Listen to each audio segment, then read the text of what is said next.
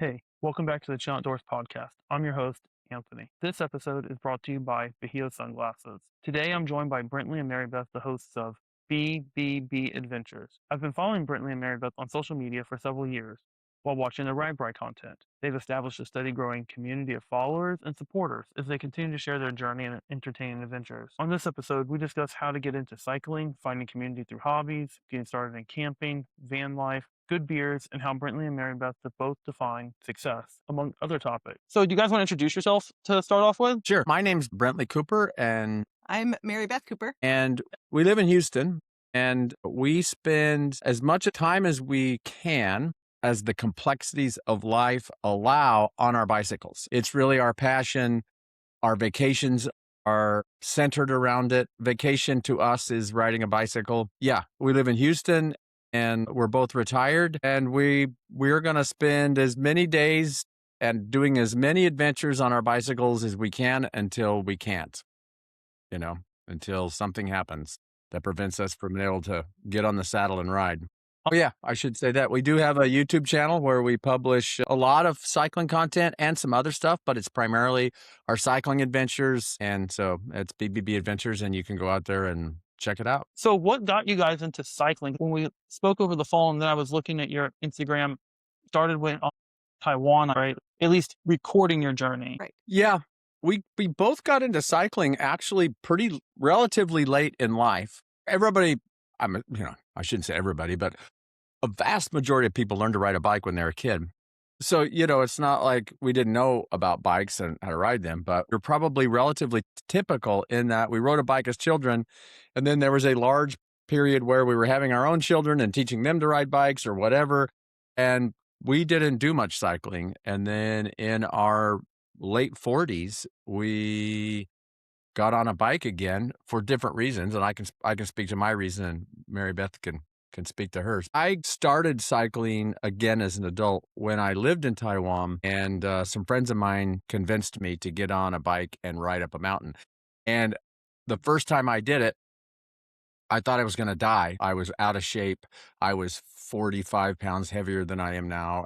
But there was something about getting to the top of that climb, to the top of that hill, and looking down on the city of Taipei and thinking, I got myself up to the top of this hill. And there was just a rush. There was just a feeling that it's just like, I like this. I like the feeling of getting myself somewhere by my own power and the physical challenge of it. So that led to me getting reintroduced to the bike. And in the early 90s, mid 90s, moved to a new community and was a dead end. And at the dead end street was a rail trail.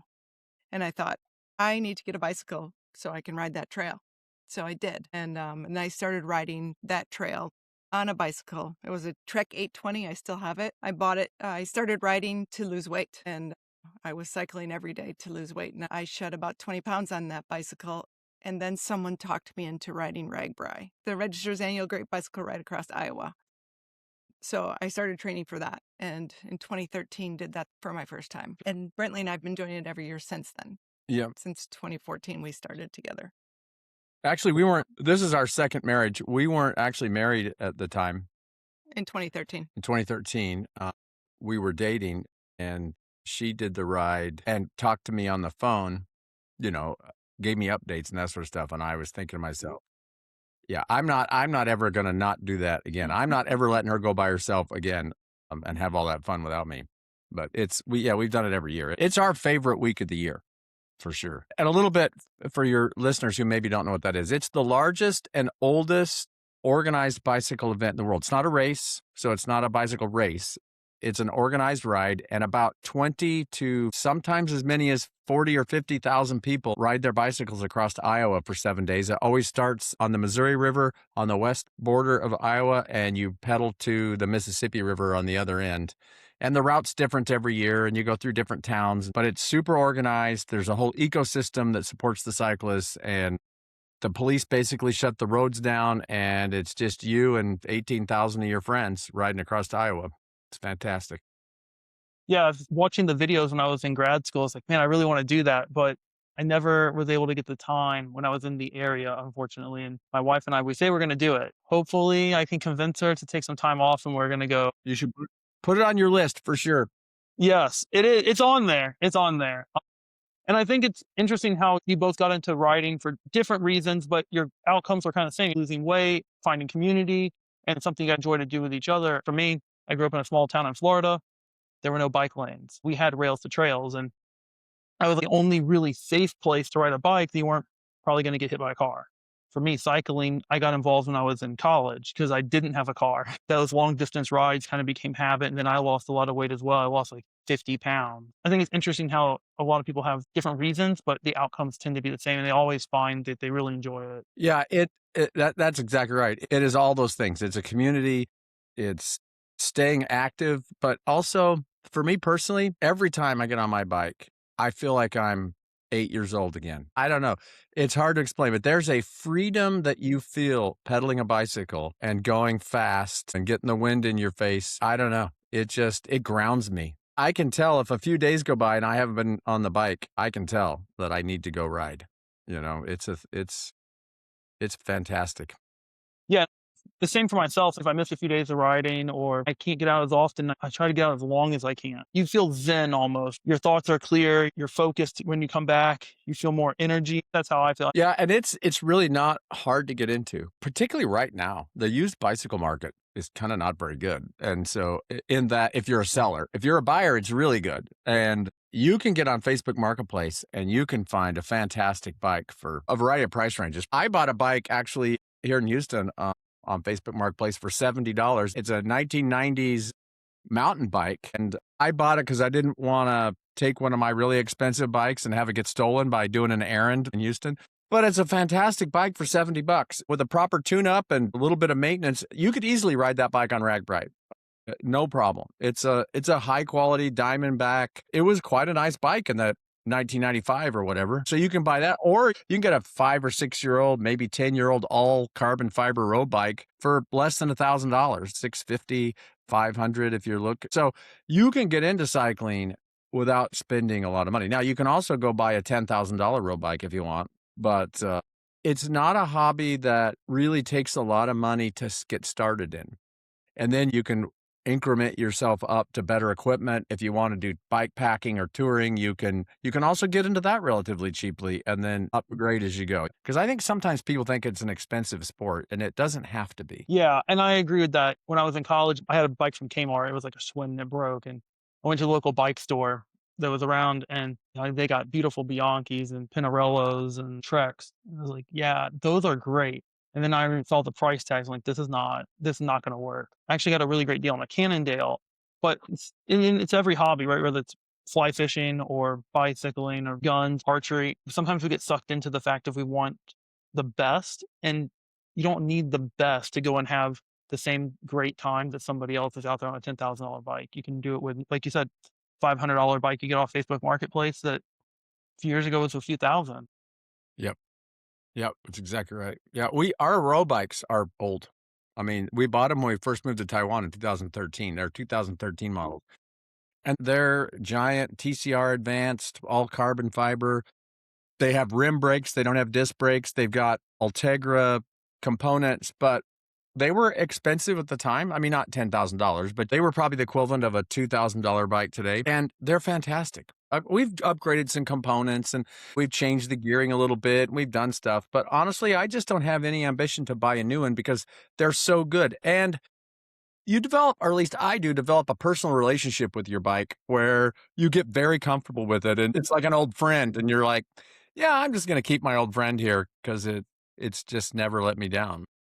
I think you guys will appreciate the story. When I bought my bike, I got it in 2018. I needed a bike to go to work and back because universities charge for parking, crazy amount of money. I got a great deal on a Cannondale, and I can't remember, but it's got like the Ultegra. It has rim brakes, not disc brakes, and it's a great bike. It's carbon fiber. It was left over for like 5 years, and the people said, you can come and get it, but you have to come and get it this weekend to get the deal. It was like $800, and a hurricane was coming. So my wife was super angry because I had 2 5-gallon containers of gas because the whole state of Florida had no gas. And we're down in Miami, middle of a hurricane, everything's closed. These people are putting the bike in the car.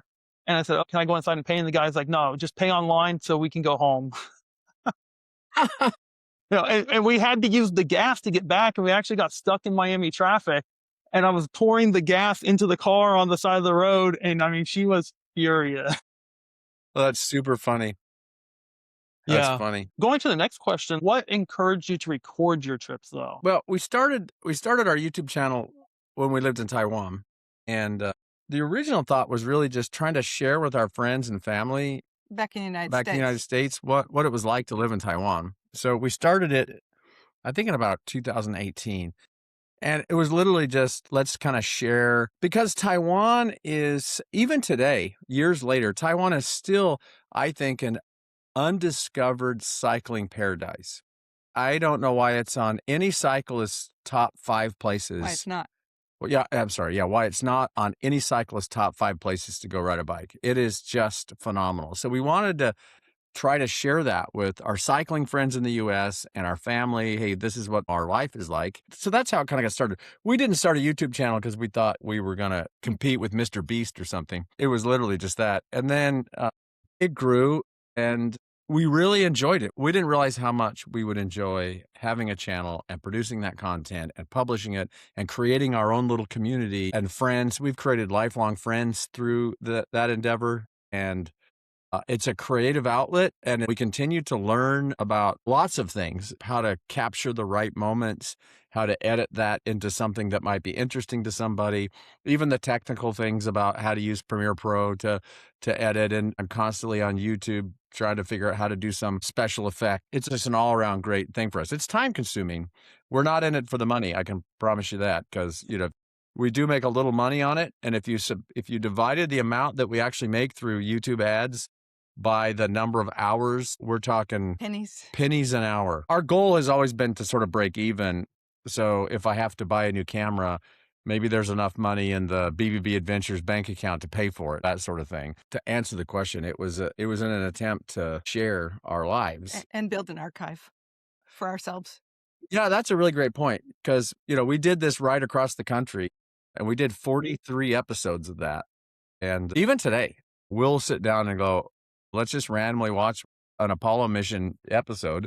That ride was called the Apollo mission because we rode Priority Apollo bikes. And it's fun to go back. And it's crazy how the memories, you watch that, and a lot of things that happened that didn't get captured. You're like, do you remember when this thing and when we were whatever and we were pedaling past that deal? And so it just enables your memory to bring back. So we have this vision that we're going to be 90 years old, sitting in an old folks home somewhere. And that's how we're going to entertain ourselves, is to watch ourselves when we were in our 50s and young. It is funny, though. I'm sure through talking to people, you've probably noticed this trend. There's a lot of people who feel the same way about why they upload YouTube videos, right? Because it's creating an archive, whether it's for themselves, their kids, their grandkids, or just random people to listen to.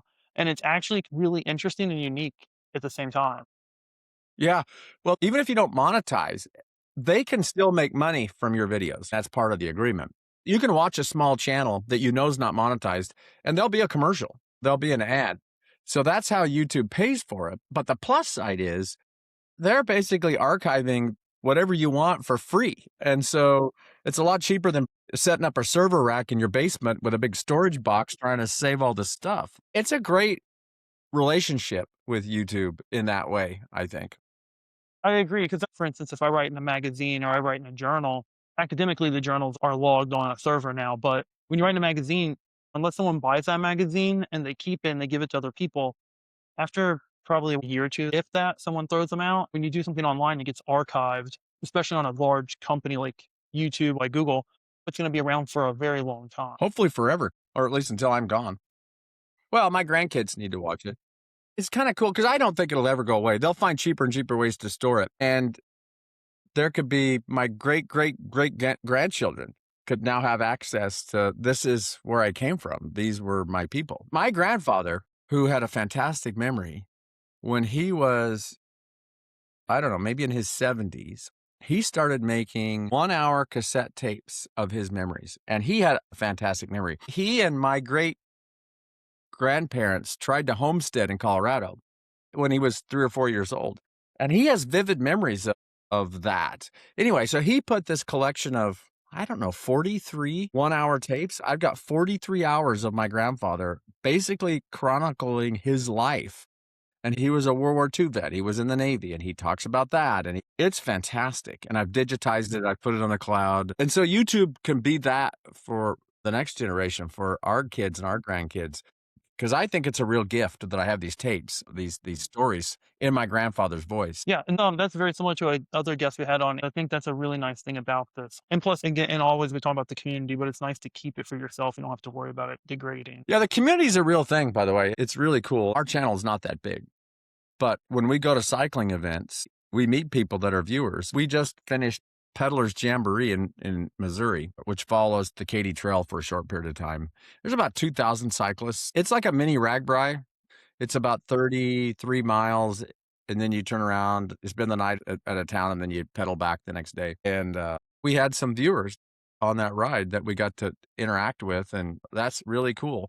And for us, we talk about the financial paycheck with YouTube, which is not a significant deal. The big payoff for us is, and this happened this weekend at this ride, we were at a brewery and this couple walks up to us and says, "Hey, we really love your content, and it has inspired us to get out on our bikes, and we're here essentially in part because we watched you guys ride and it got us interested in doing it, or getting the bikes out of the garage. We used to ride, and now I think as we continue to get older, we're going to continue to do that and try to encourage people and inspire people to get out and keep moving, because that's how you fight aging, is you got to keep moving. And it's really meaningful for us to hear that somebody watched our videos and decided to get off their ass and go get on a bike. That's a big deal for us. My wife and I, we still go out for rides on the weekends. Sometimes all it takes is for someone to see that you're doing something and find that, hey, that's pretty interesting. Let me go ride here. Then I can have a few beers, probably ride back safely. And, you know, they see it and it sounds like a fun time. Yeah, yeah, it is.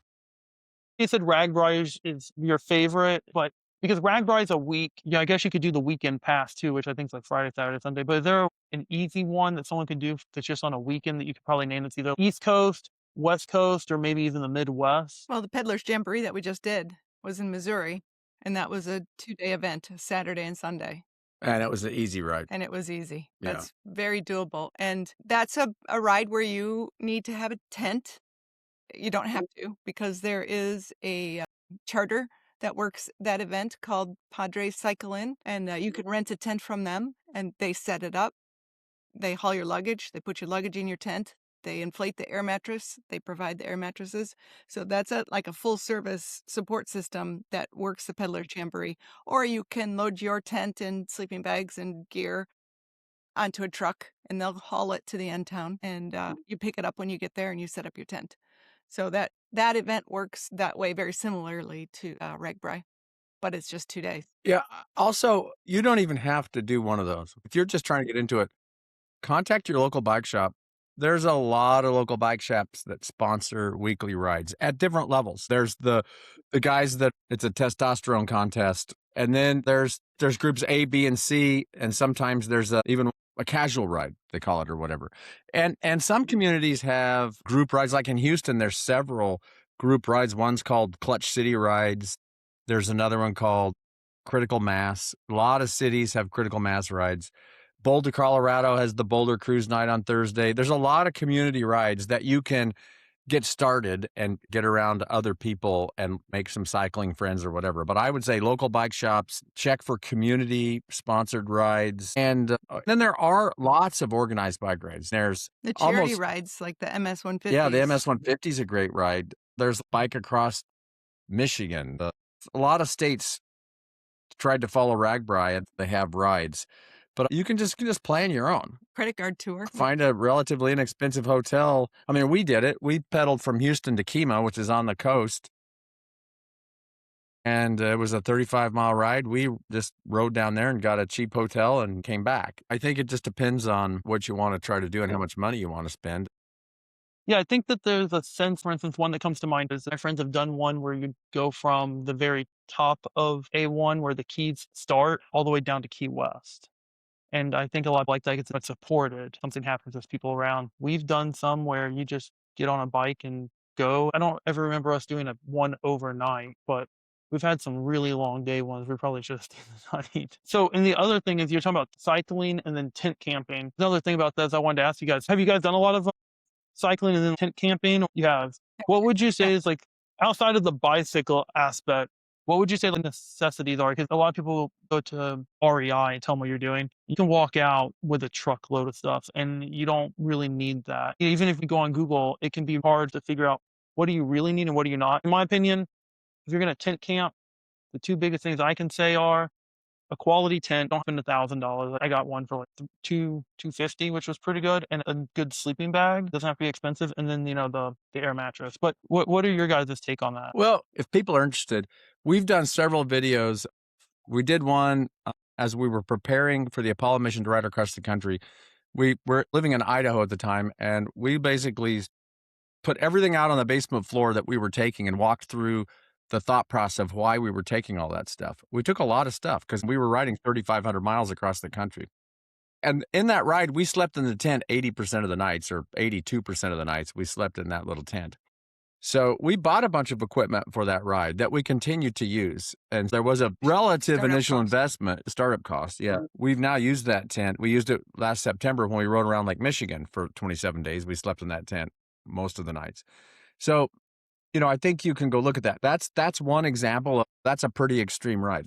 If you're just going to do like an in and out and stay one night, yeah, you just need a tent, some sort of air mattress, some sort of thing to sleep on, sleeping bag, or if you got a spare sheet and a comforter, a small blanket or whatever. In other words, you can put a budget together and you don't have to buy a new tent, but there's several sporting goods exchange websites where people are trying to sell used stuff. Bike touring and bike packing is similar to backpacking in that you're always worried about weight because you can get a cheap Coleman tent at Walmart, but it weighs 16 pounds. You got to have to haul that on your bike. We bought a tent that is specific for bike packing. And what it means is that the segments of the poles are short so that you could strap it to your handlebars. That's what makes a bike packing tent as compared to a backpacking tent. But it's made from the same lightweight nylon fabrics. Our tent, it's a two-man tent. It's very small, but it weighs 2 pounds with the rainfly. It's super light, but it was $380 or something in 2022. It's probably $450 now. But you don't have to spend that. There are lots of good tents, but that's the sort of thing you got to keep in mind is the more you spend, the easier it is to haul, that sort of stuff. But there's lots of used options out there. Back to your point, that's on the top of the list. You need some place to sleep if you're going to sleep in a tent. Although there are some people who just get a hammock, honestly, and they just find two trees and they put a hammock and they sleep in their hammock and hope it doesn't rain. I mean, you could take that approach too, and that's cheap. You don't have to have a camp stove. We do, but you don't have to. You can pack food. If you're familiar with Ryan Van Duzer, who has a great YouTube channel, that guy does tons of backpacking. He wouldn't know how to light a stove because he buys a frozen burrito, sticks in his pocket, and eats it at dinner time. So you don't have to carry a lot of stuff. You can sort of plan food that doesn't have to be cooked. I like hot coffee in the morning, but you don't have to. I think it's just a basic set of tools. You got to have, if you're not tubeless, you got to have a couple of extra tubes. You got to have CO2 cartridges or an air pump. You got to have some basic tools to maintain your bike if something goes wrong. And you got to have a place to sleep. And it's really not more complicated than that. And you don't have to buy Ortlieb panniers from Germany. They're very nice, but they're not cheap. You can find cheap panniers on Amazon. Or you can find cheap racks for the panniers. You can find all that stuff used. And if your community has a bike co-op, that's a great way to outfit a bike. A lot of communities have bike co-ops where, people donate bikes, they part them out, they sell parts. We were at a bike co-op in Boise, Idaho, and they had the same rack that I paid 50 or 60 bucks for that was on our bike there that they'd pulled off somebody's bike they donated.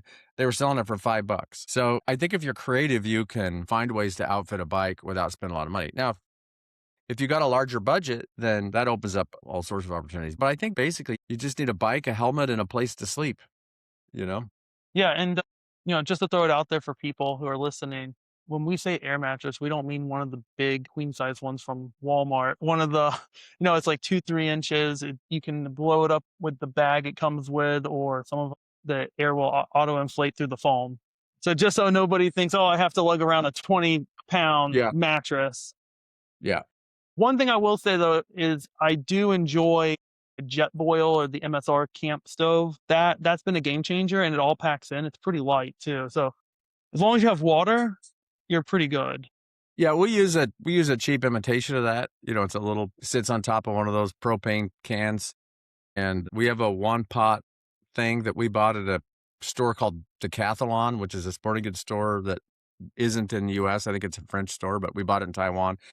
But the utensils all pack in it, and again, you can see this video. We go through all of this stuff, but we like hot food, so we cook meals on the road, and we have coffee in the morning, and we pack a lot of stuff. We pack a laptop on these bike tours. Just bring a battery pack. Yeah, we Yeah, have that solar. too. We have solar panels that we put on the back to charge the charge our battery battery pack. packs in case we don't have the place to plug in. We're not necessarily minimalists when we tour. We like our comforts, but we pay the price when we got to hump all that crap over a mountain. Really, the number one reason for getting the Jetboil, because a lot of the freeze-dried food you can kind of eat with room temp water, but my wife needs that hot coffee. She's like, with hot coffee, we can do anything for the day, but let me have my coffee. Yes. Yes, I'm not even human until I have coffee. Just kind of deviating from the cycling for a minute. What are the places that you guys recommend to camp that you really enjoy? For me, I always tell people you should do the Dry Tortugas. I think especially on the right night. You're cycling a lot. You're obviously going to a lot of different places than where I go, and probably a lot of the listeners go to. You don't have to blow some up if you don't want to. I know there's some that we go to I don't talk about. Yeah, we don't go to many repeat locations because we're always trying to cycle to someplace new. What goes through my mind when you ask that question is places back in Idaho, because growing up in Idaho, where approximately 70 or between 70 and 80% of the land in Idaho is federal land, and it's open to the public. So you can do all sorts of things when you have that. There's no public land in Texas. A Texan owns everything. And so there's no place that you can just go. In Texas, camping is either a state park or an RV park. And we've actually struggled with that because we've tried to come up with some cycling routes where we can leave home all in our touring get-ups and try to go somewhere. And we just can't seem to find a place to pitch a tent in Texas other than an RV park, which I have no interest in sitting next to a 65-foot motorhome listening to his generator all night. And I called some RV parks because there was a beer event someplace between here and the coast at a bird sanctuary, and I really wanted to go. It's a beer event and there was a bird sanctuary, two of my favorite things. And I tried to find a place we could camp nearby there. There were RV parks. They would not allow our tent, so we didn't go because we couldn't find a place to camp. But to try to answer your question, there's so much good stuff in the Northwest, Idaho, Wyoming, Montana. There's a place in Alpine, Wyoming, where at the edge of the Bureau of Land Management land, the federal land, where that border is, about 50 yards from that border is a brewery. And then there's this BLM land and then there's a lake behind that. A reservoir. And so some of our favorite camping is we camp there. It's free. You can stay there for free, and you can walk up to the brewery. It's now 75 or 100 yards away, and have dinner and a beer, and then walk back to your camper or your tent or whatever. So there's those are the experiences. It doesn't have to be a brewery, but there's also fantastic Forest Service campgrounds. We stayed on one in it's called Bonneville Campground in central Idaho, and it's a Forest Service campground. It's a gravel road with little gravel spots, and there's a picnic table and a fire ring. There's no water or electricity at each site. There's central water. You can get water, but you got to take it in a pail to your campground. But you walk up this trail, and there's a natural hot springs along a creek, and you can sit in the hot springs and a quarter-mile walk up this river, up this stream, and there's a hot springs there. And when it was like $12 to pitch our tent at that campground. Yeah. I think it's $20 probably to take your camper there, your RV. That sort of stuff is everywhere in places like Montana, Wyoming, Idaho, Oregon, parts of Washington. If I was going to pick an experience, it would be something like that. We have a 1962 Chevy camper van, and we drove it up this horrible road. We had no business driving it on. I don't even know what kind of campground it was. It was a campground, but it was on this place called Mossy Lake. Grassy Lake. Grassy Lake. Reservoir. It was unbelievable. It was just fantastic. It was maybe 5 or 6 camp spots right in this lake. We saw a grizzly bear across the lake on the other side. People were pulling fresh trout out of this lake. The only problem with that lake is there were about 7 billion mosquitoes, but If they're coming from Florida, they'll be fine. But I mean, those are the things that we sort of miss about that part of the world. And when I think of camping, that's what I think about. I don't think about pulling into a concrete RV park where you're 6.5 feet from your neighbor. That's kind of an issue here in Florida as well, from what I've seen, especially the further south you go. If you stay in the Keys, you want to go and camp, there's a few places you can go. The problem is a lot of the ones that you're going to find openings, you're going to be right next to a camper, right? Travel trailer, RV, whatever. Not all of them are like that, but a good majority are. And if not, you got to book way, way out ahead of time. Like really plan that vacation out if you don't want to be in that kind of spot. The Forest Service in that part of the world up there in Idaho, they lease big sections of land to the lumber companies. And it's managed forestry, and the land is federal land, but it's leased out to Weyerhaeuser, one of the big lumber companies, and they do managed tree farming. They'll clear cut 5 or 6 acres and harvest that for lumber, and then they'll replant it. And so they put in these logging roads, but it's public land, so they can't prevent you from going in there. So you can drive up these pretty nice gravel roads, and you can see different sections of the forest that are in different stages of growth, and you can just pull off in a meadow and you can stay there for free. It's totally legal For 14 days. for 14 days, Oh, wow. Okay. at a time. Well, that's good information. There's all sorts of those things up there. There's an app called iOverlander for anybody who is looking for that, which basically is your boondockers sort of app. We just got a new camper van, and so we use it, and it works in cities. It'll tell you, does the Walmart allow you to overnight park? But it also, as you get into places where it's more rural, it'll identify areas. It's a sharing thing. So when you go to someplace and you find it and you spend the night there and you don't get the knock on the door that you have to move your van or whatever, then you check in on the app. So it's basically a map-based interface where you're like, Peer-reviewed, kind yeah, of. it's peer-reviewed, and there's a free version of it. There's a paywall where you get more features, but there's a free version. And so folks who are looking for a place, like all of these Forest Service places are in iOverland for people who are looking to do that. Well, that's good information because I know people who told me to listen to this that they are getting into to van life, and that's always a big concern, right? Someone's going to knock in the middle of the night, got to pack up. Going on to that, I saw on Instagram that you have the older, I guess, like camper, but now you have the newer one as well. I don't remember exactly what it is, but I think it's the same as some of the other YouTubers. Right? If people want to get into, I don't know if I should call it van life, but for all intents and purposes, we'll call it van life or part-time van life.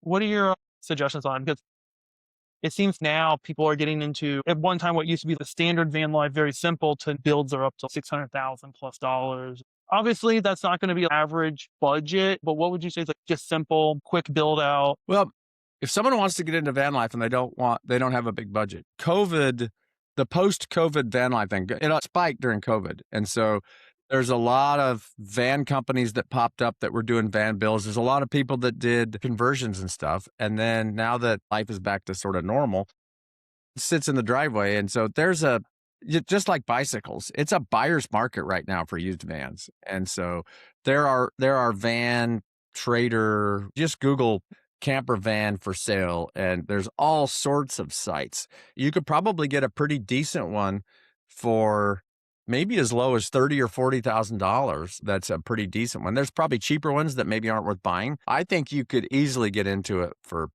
$30,000 and get started.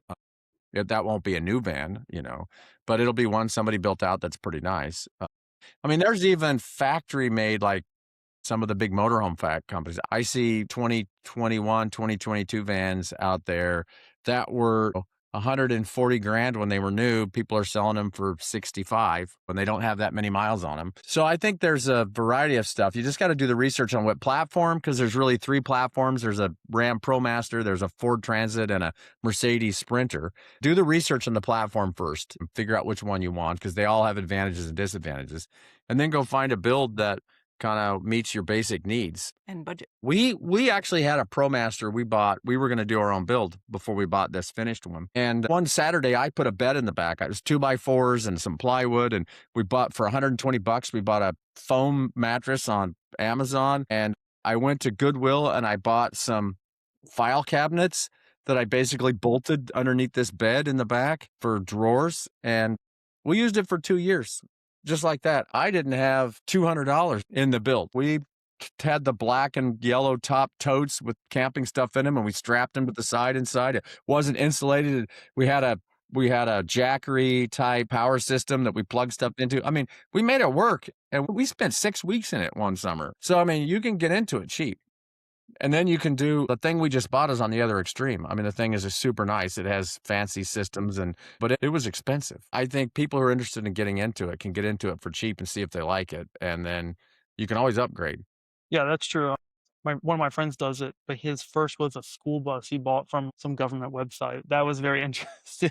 Dude, we were on that train for a long time. That's why our YouTube channel, our Instagram is Buses, Bikes, and Beers, which used to be our YouTube channel until we monetized. And the good folks at YouTube thought that having alcohol and vehicles in your title was a bad idea. A bad idea. So we rebranded to BBB Adventures, but the BBB still stands for Buses, Bikes, and Beers because we were 100% in the schooly thing. We were going to do a 40-foot school bus. I spent 200 hours on CAD doing a layout. It was going to be awesome. And then one day we realized that if we did that, there'd be absolutely no place to park it. His had the same issue, no place to park, but the easy thing was you turn the seats around, so you just put a piece of plywood and a cheap mattress, and so you had a bed.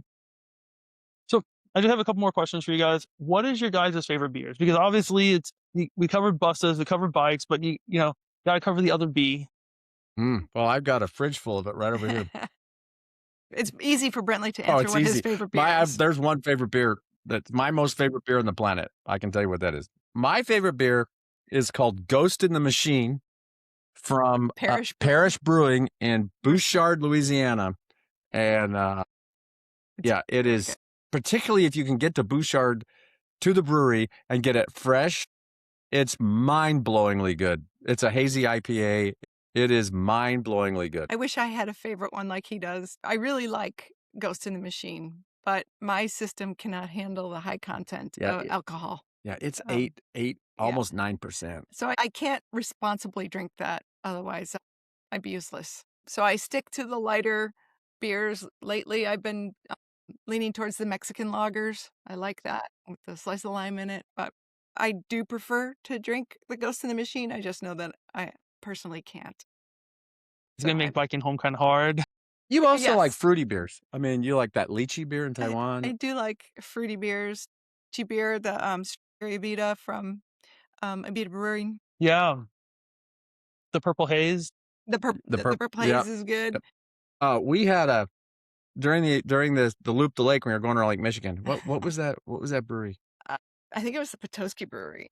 Was it Petoskey? Anyway, one of the breweries we stopped by was in Michigan. They had a strawberry IPA, and I'm not usually a big fruity beer guy, but I'm telling you what, I didn't like chocolate milk when I was a kid. I liked the Strawberry Quick. I drank a lot of Strawberry Quick when I was a kid, and this was like the Strawberry Quick of beer. This was like that was really good. But that's not something you can. I'm sure it was a run for the summer, and they probably don't make it very often. But yeah, it is the Petoskey Brewery that had that beer. And the most interesting thing about that brewery is it is housed in a building that was built in 1898 as a brewery. Yeah. It was built in 1898 as a brewery. It's a really cool building, and it's right on a bike trail. I'm going to have to figure out the name of the bike trail. We really do like to go to a new community, a new place we've never been before. We like to go to the breweries because it's just a really interesting way to sort of introduce yourself to the local community, the local people, because usually the people that are working behind the counter are locals. They know lots of things. You can get lots of information. There's usually the regulars that are in there. It's easy for us to talk to those folks. And particularly when you roll in, you got your 4-pound dog and your bike and you're dressed like a cyclist, it's easy to strike up conversations with people. So that's the first place we like to go to sort of learn about a new community. And that brewery is right on the Petoskey to Mackinac Trail. So there's a trail that goes from Mackinac to Petoskey, and that brewery is right on that trail. Great I'll location. be checking it out. I hope the viewers do too, because it sounds good. Have you guys ever been to Asheville, North Carolina? No. We were not there together. I wasn't there with a bicycle either.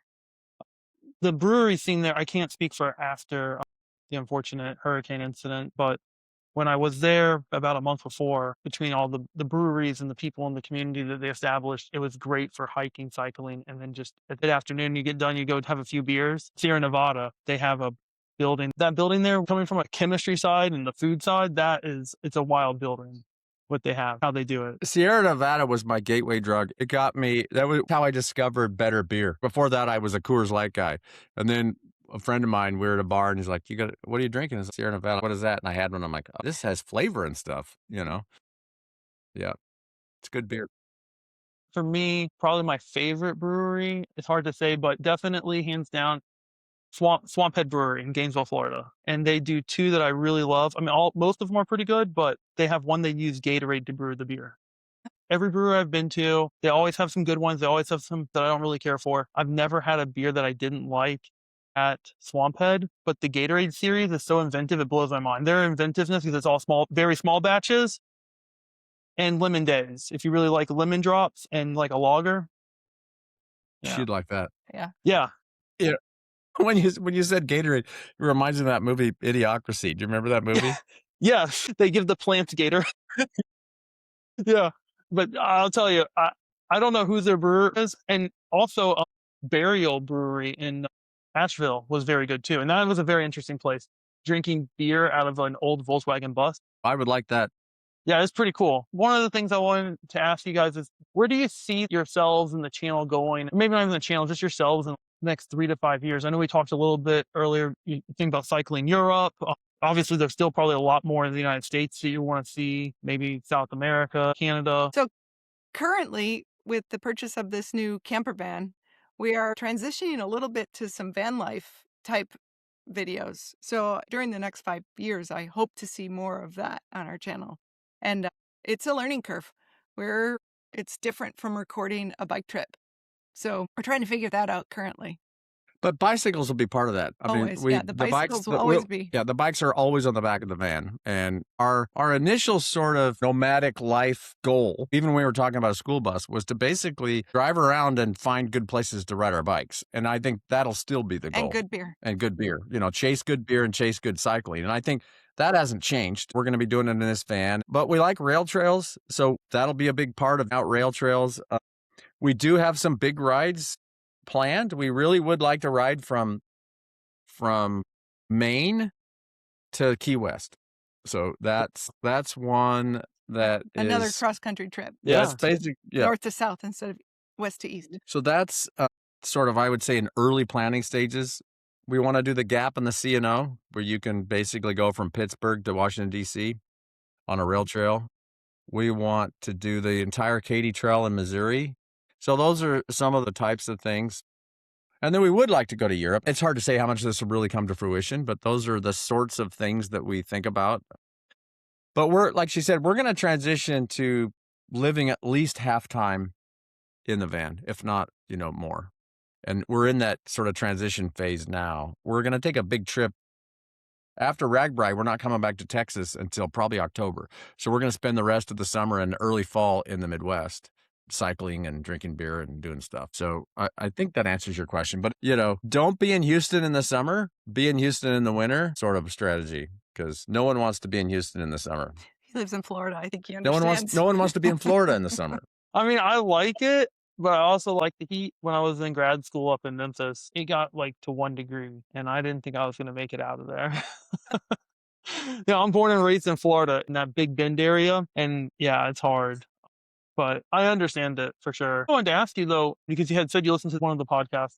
You were talking about capturing the moment, right? How do you prioritize capturing a moment and then being in the moment? Because that is something that a lot of people, whether it's social media, people who are just getting into photography, or even in their own life, that's a big struggle, actually. Yeah, we unfortunately hugely struggle with that. We find ourselves being in the moment and missing it on record. We don't get to record it. So Yeah, with that, we sort of err to that side, which is probably okay. But when we go back and edit, we go capture all this footage and we go back to put a timeline together and sort of edit something. It's always like, "Oh, I wish we would have caught that," or whatever. But while I'm in the moment, it's a tough because you don't want this to become something that your primary objective is capturing video or whatever, you know? It has to live in harmony with your experience, and it's tough. It is really tough. I think that's why recording our bike rides is so much easier because we're two individuals riding our own bicycles and we have cameras on our helmets. And all we have to do while we're enjoying the moment is reach up and turn it on and continue enjoying the moment. So it's just so much easier to do that than when we're in the van. You got to turn on the camera and point it at yourself. And it's different. Yeah. Yeah, the drone is the interesting one for me because you gotta stop. You gotta get off the bike. You gotta set the drone up. You gotta get it in the air. You gotta get, da da da da, and then you gotta set the shot up, and then you gotta ride past the drone or whatever. So that's the one that feels the least like being in the moment. When you got a camera, when you see something interesting coming and you're on your bike, like she said, you can just turn your camera on and you can capture it. So it's to me that's the biggest struggle is integrating, because sometimes I just don't want to stop. We'll see something beautiful. It's like go over an old rail trellis bridge. It was really cool if I could get the drone in the air and I could position it here and then could pedal across the bridge. Those are not in the moment shots. You got to set those up and they're staged. We were coming out of Valentine, Nebraska one time, coming over one of those, and I had this drone shot that was probably the best setup drone shot. There was this fog. It was fantastic. I've learned to sort of ride my bike while flying the drone, and we were going over and I was flying the drone really slow over us as we were pedaling across. I'm like, oh my God, this is epic footage. And as I was landing the drone, I noticed I forgot to hit the record button. Yeah. So he's the only one who got to see that. Yeah. Yeah. And it probably wasn't as good as I thought it was, but in my mind, that's the opportunity of lost. But it's tough. So I'm not sure I have any really sage advice for anybody. You just got to find the harmony for you, the balance, because you don't want it to be if you're going to create content, you have to be committed to creating it and capturing it. But you also can't let that become the primary thing to where you're not actually enjoying the thing that you're doing and you're not actually living it and creating that experience. So it's tough. Yeah, it is. And for me, I find it hard because, especially being here in Florida, you prioritize what do you want to show and what don't you want to show. That's why I said if you find any places you don't necessarily blow a place up that you like, because it's nice for everyone to get out there and to enjoy it. But at the same time, some places have to be protected because not everyone cares about where they are. It's kind of like Anthony Bourdain used to say, if you find a place you really enjoy, don't show it. You can tell your friends about it, but even then, you have to be careful because it can disappear and not be the same as what it was. Yeah, it's unfortunate though. Not everybody respects nature. Not everybody follows the leave no trace behind sort of strategy, which is a shame because, these places are special. All of these places that people go and do special things, and they won't be if people don't take care of them. Yeah. They just won't be. And wrapping up, how do each of you define success? Getting a video published by Saturday morning. Okay. That's a really great question. And, there's different contexts. Find success at work. How do you find success in your personal life? And by the way, when I was working, oftentimes achieving success in my work life compromised achieving success in parts of my personal life, which is really the reason my first marriage ended, to be quite honest. So you can focus on success in a work environment and sacrifice everything in your personal environment, and you'll look back on it and that you didn't really achieve success holistically. I think holistic success is enabling yourself to be happy with where you're at. To me, that's success. If you're, happy, and happy is a tough thing to sort of quantify. But if you're a good person and you're doing the best for yourself and your community, and you can look at yourself in the mirror and be happy with the person that you see, and you try to use every mistake as a way to better yourself, those sorts of things. If you can be holistically that kind of person and trying to always be a better, to me, that's success. But it's something we all should continue to try to achieve. We should all try to be a better person at the end of the day. I agree because what I tell everyone, whether it's on here in my friend group or even my family, is success is ever evolving, right? For me, it was graduate college, then go to grad school, write papers, because I felt writing papers was how I leave my mark. But now that I'm out of school, it's providing a better life for myself and my family, and in somewhat getting you guys have come on and we're getting this recorded and it'll be around forever and people can listen and learn something from that. It just is success is ever evolving for everybody, and you have to find what you feel is success, what makes you successful. Yeah, I think it's a good question. And I'm glad you asked it because I think it's a question that thought provoking. What does it really mean for me? And yeah, I think it's a good question. As a parent, again, I think success can be defined as different parts of your life. As a parent, success is, for me at this stage where I have adult children, I feel successful as a parent. Not totally successful. I made a lot of mistakes. Okay. But I feel like I achieved some level of success because my kids like to spend time with me and they ask to spend time with me. I mean, my daughter's birthday was yesterday. For her birthday, she wanted to go to a baseball game with us. And so that's just an example of success. I failed in my first marriage because it didn't last. So by definition, that's a failure, so I didn't succeed at success there. And I'm working much harder and trying to learn from the mistakes I made the first time with her. So far, so good, I think. I think it's a really interesting question. I've really enjoyed asking it. All right. And then the last thing is you guys have taught a lot, but what is something that you would want to teach someone? I guess the way I'm going to interpret that question is I'm going to be 60 this year. So, at 60, if I have any wisdom, because wisdom comes with time, what would I want that to be? What would I want that wisdom to depart? How would I depart that, on somebody? What would I want to teach them? And, I think it's a couple things. You can do anything you want. Just don't be afraid. Go do the things that you want to do, your dreams, your aspirations, your goals. The hardest thing about cycling is deciding that you're going to get on your bike. That's the hardest part. Once you're on your bike, the rest of it's quite easy, honestly. And so the hardest part about doing anything is doing it. But you can do it. If you want to do it, you can do it. I don't care what it is. And that's what I would want people to learn from my life. You end up doing things and you're like, why didn't I do this earlier? This is really not as scary or as hard. The second thing would be take care of yourself. I didn't always take care of myself physically, and I wish I would have. I wish I just would have. Don't fall into the trap of, well, I'll go to the gym next year or later. I'll take care of myself. I'm really busy. I'm all the stress. I got the stuff at work. I got this and that. I just don't have time, and I'll do it later. No, that's got to be a priority. Take care of yourself. So I guess that's how I'd answer it. Right.